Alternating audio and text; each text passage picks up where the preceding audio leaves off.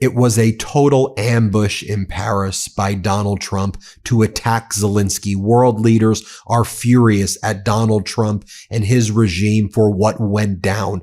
Donald Trump intentionally and maliciously blew up the Coalition of the Willing meeting that was supposed to take place in Paris yesterday. You may be reading some headlines and stories that the meeting took place and they agreed to security guarantees. No, let me tell you what really went down. As Donald Trump didn't even attend virtually, he was supposed to show up in person, but then said he was going to attend virtually earlier this week. Didn't even attend virtually. He made Zelenskyy give him a call after the meeting took place in Paris. But what Donald Trump did was set a trap.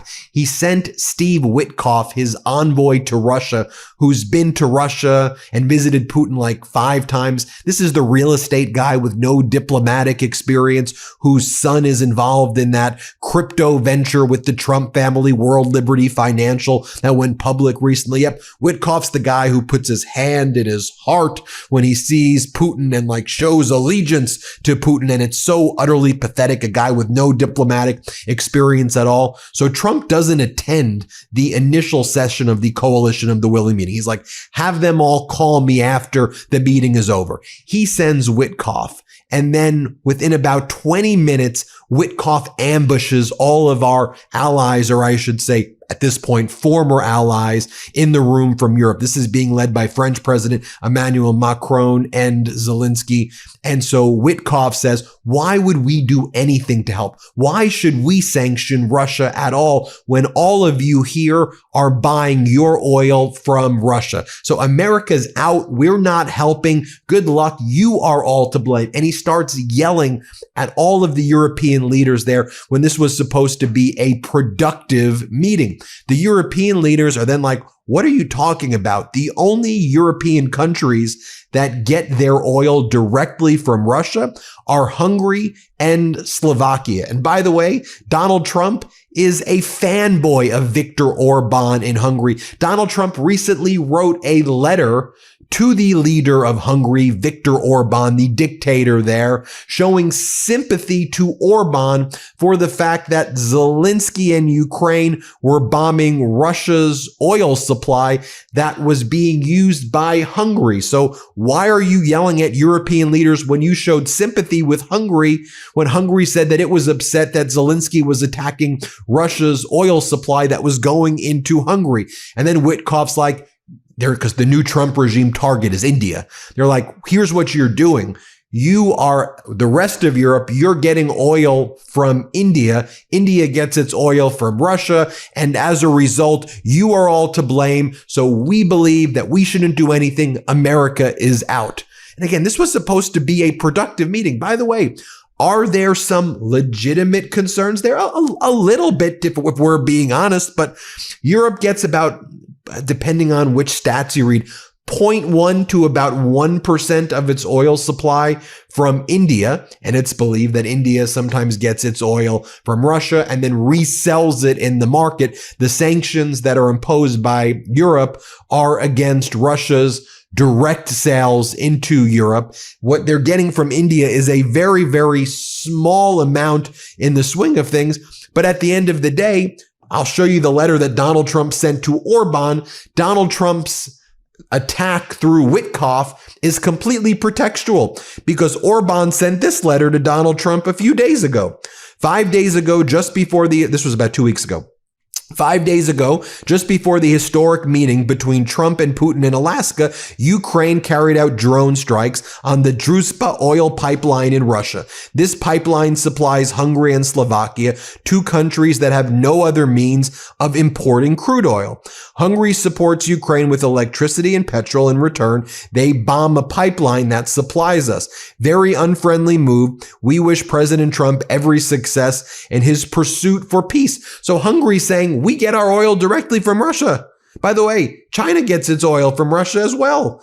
And so Europe's like, why would you go after us? because 1% comes from India, when this is what you said to Orban, Viktor, because Trump's on a first name basis with the dictator of Hungary, who's a Putin lapdog. Viktor, I do not like hearing this. I am very angry about it. Tell Slovakia as well, you are a great friend, Donald.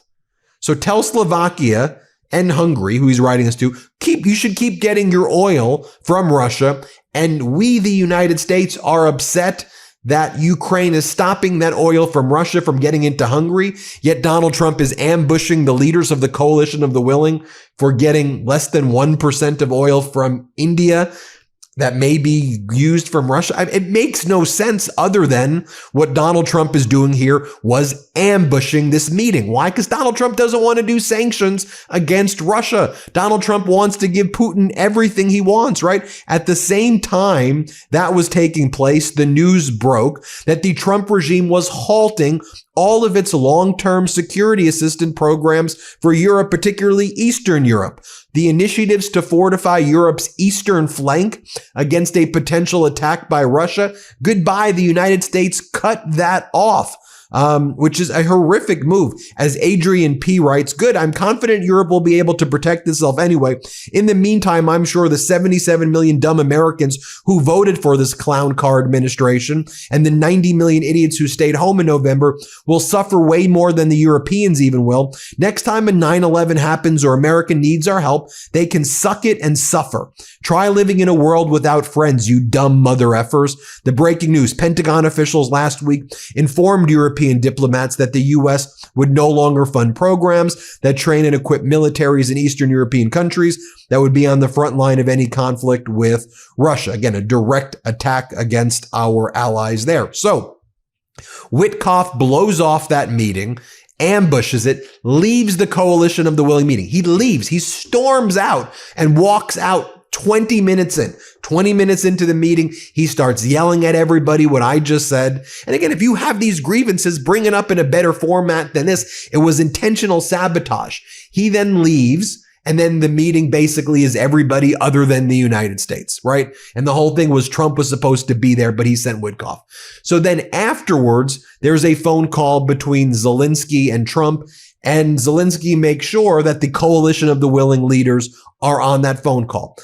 How do we know that? I mean, look at Zelenskyy's post. A long and very detailed conversation with Donald Trump.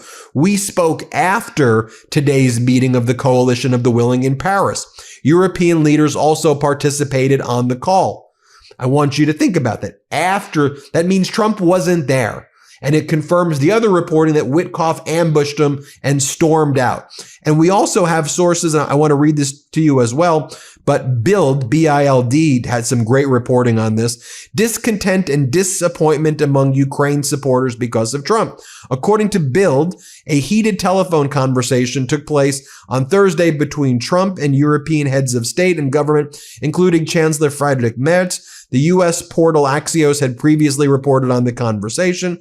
As Bild learned, Trump accused the Europeans of buying Russian oil and thus aiding the Russian machine.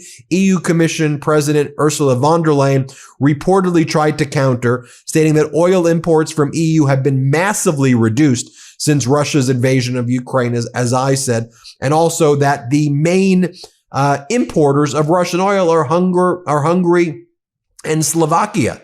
During the conversation, Trump was told that only Hungary and Slovakia imported oil from Russia, and Trump supports those two countries over the coalition of the willing countries.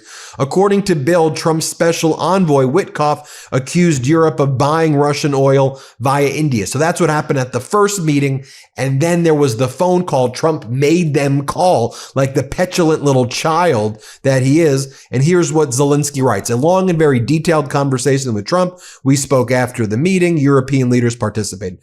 First and foremost, we talked about how to push the situation towards real peace. We discussed different options, and the most important is pressure, using strong measures, particularly economic ones, to force an end to the war. The key to peace is depriving Russia's war machine of money, depriving it of resources. We also spoke about the maximum protection for Ukraine's skies. Until peace comes, Ukrainians must not be at the mercy of constant Russian attacks. Russian missiles and drones must not take lives.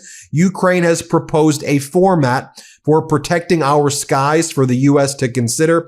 I thank Trump for supporting our people. We agreed to further contacts. He's being as diplomatic as he can there, but you are aware now of what truly went down.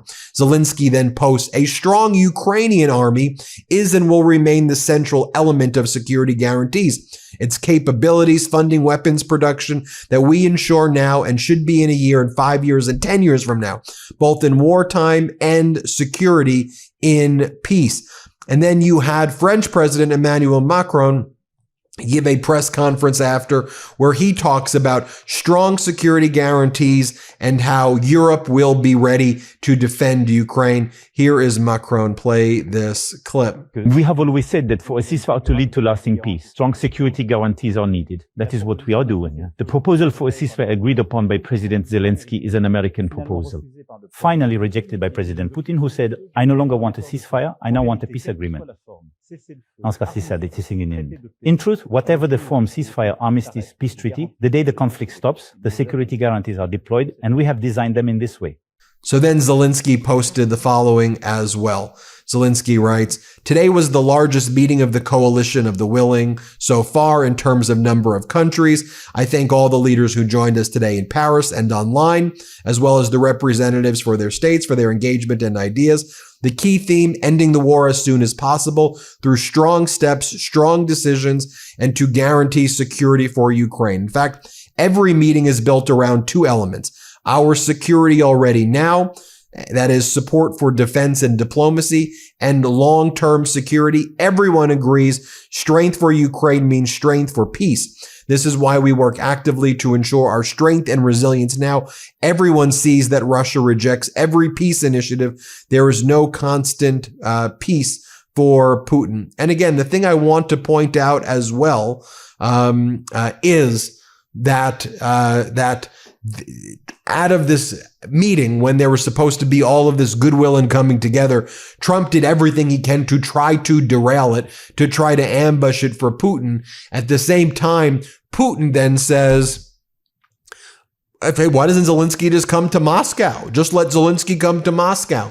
And then when Trump was asked about Putin during that bizarre dinner last night he had with like the tech executives, here's what he said to them. Here, play this clip. After your phone call with Ukrainian President Zelenskyy today, do you plan to speak with Russia's President Putin in the near future? What? If you will speak with President Putin in the near future. I will be, yeah, I will be.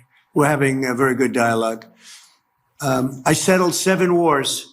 The one that I thought would be maybe one of the easiest. You know that feeling? You think one thing is going to be easier, turns out to be a little bit tougher. But the one that I thought would be an easier one because of my relationship with President Putin and with Ukraine and everything else, I thought it would be the Russia-Ukraine disaster, where this week 7,014 people were killed.